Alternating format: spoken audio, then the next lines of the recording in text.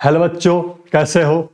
मेरा नाम है विनय कुमार और मैं आज आपको मैथमेटिक्स सिखाऊंगा। कौन सी क्लास 9th की एक्सरसाइज नंबर 1.1। ठीक है, तो यहाँ पे देखो, इस क्लास में रेशनल नंबर के कंसेप्ट हम पढ़ चुके हैं और आज क्वेश्चन सोल्व करेंगे एनसीईआरटी की न्यू बुक को फॉलो करेंगे। क्या कहता है, पहला क्वेश्चन कह रहा है is zero a rational number. तो सबसे पहले तो आपके मन में जीरो को देखते ही क्या आता है, ये क्या है जीरो।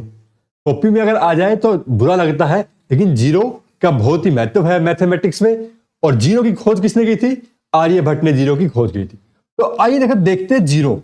जीरो को ना तो हम पॉजिटिव नंबर मानते हैं और ना ही क्या मानते हैं, नेगेटिव नंबर। यानी कि जीरो को एक बेस नंबर मानते हैं। इसके अगर लेफ्ट में जाते हैं तो हमें क्या मिलता है, नेगेटिव नंबर मिलता है, और इसके राइट में जाते हैं तो हमें कैसे नंबर मिलते हैं, पॉजिटिव नंबर मिलते हैं।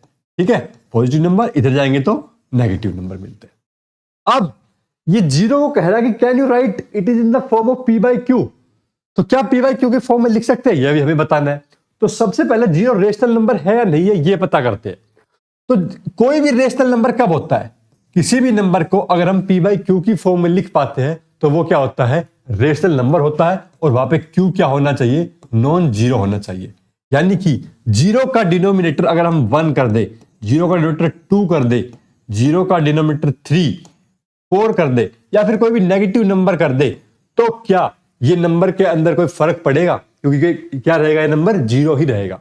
तो पी बाई क्यू की फॉर्म में हम जीरो को लिख सकते हैं, ये हमने यहां पे लिख के दिखा दिया है। और अगर पी बाई क्यू की फॉर्म में अगर किसी नंबर को लिख सकते हैं तो वो नंबर क्या होता है, हमारा रेशनल नंबर होता है। तो क्या लिख पाएंगे हम यहां पे, zero is a rational number. ठीक है, ये हमें यहां पे करना था। हमें जीरो के बारे में थोड़ा सा पता होना चाहिए। ठीक है, चलिए चलते हैं अगले क्वेश्चन की ओर।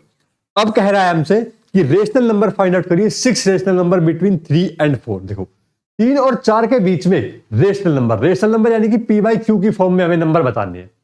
अब देखो, बिल्कुल सिंपल और इजी मेथड बताऊंगा आपको। क्या करना है, सबसे पहले आपको एक सॉल्यूशन लिखना शुरू करोगे। 3 और 4 को ऐड करना है। कितना आया यहाँ पे, 7।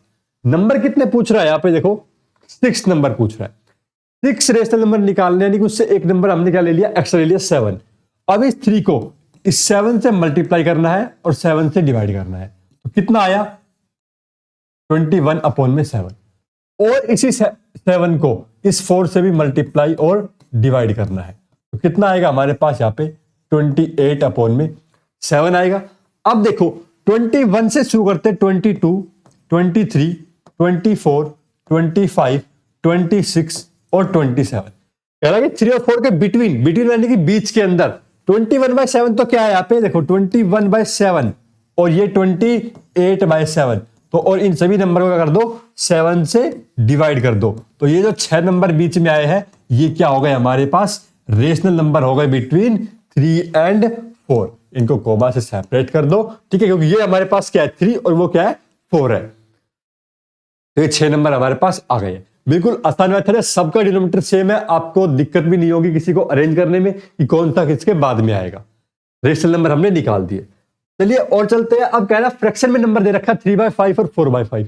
इसके बीच में हमें 6 रेशनल नंबर निकालने। अब कितने नंबर नहीं, 5 रेशनल नंबर निकालने हैं। तो क्या करते हैं हम यहाँ पे, जो 3/5 है, अब पूछा कितने, 5 रेशनल नंबर पूछा है। तो इस नंबर को हम 6 से क्या कर देंगे, मल्टीप्लाई कर देंगे। क्या कर देंगे, 6 से मल्टीप्लाई। कितना आ गया, 18। बस मल्टीप्लाई करना है, डिवाइड नहीं करेंगे यहाँ पे। और ऐसे ही 4/5 है, इसे भी क्या कर देंगे, 6 से मल्टीप्लाई कर देंगे। 4 6 24/5। अब कितने नंबर है इनके बीच में, 18 से लेकर 24 के बीच में 5 नंबर मिलेंगे हमें। कौन कौन से, 19, 20, 21, 22, 23। कितने है, 5 नंबर। और सभी को कर दो 5 से डिवाइड कर दो। तो ये हमारे पास क्या आ गया, रेशनल नंबर आ गए। 5 रेशनल नंबर पूछे थे, 5 आ गए। 10 पूछता तो क्या करते, इसे 11 से मल्टीप्लाई करते दोनों नंबर को। 3/5 को भी 11 से, 4/5 को भी 11 से। तो हमारे पास कितने नंबर आते हैं, 10 रेशनल नंबर्स आ जाते। ये हमारे पास सिंपल से सिंपल मेथड है रेशनल नंबर निकालने का। ठीक है, चलिए अगला क्वेश्चन देखो। कह रहा है state whether the following is true और फॉल्स। ट्रू फॉल्स बताने हैं आपको। पहला क्वेश्चन कहता है every natural number is a whole number. तो सबसे पहले आपको यह पता होना चाहिए नेचुरल नंबर होते क्या है और होल नंबर क्या होते हैं। तो नेचुरल नंबर होल नंबर होते हैं। नेचुरल नंबर तो कहां से शुरू होते हैं, 1 2 3 से, और इनफाइनाइट तक चलते जाते हैं, काउंटलेस।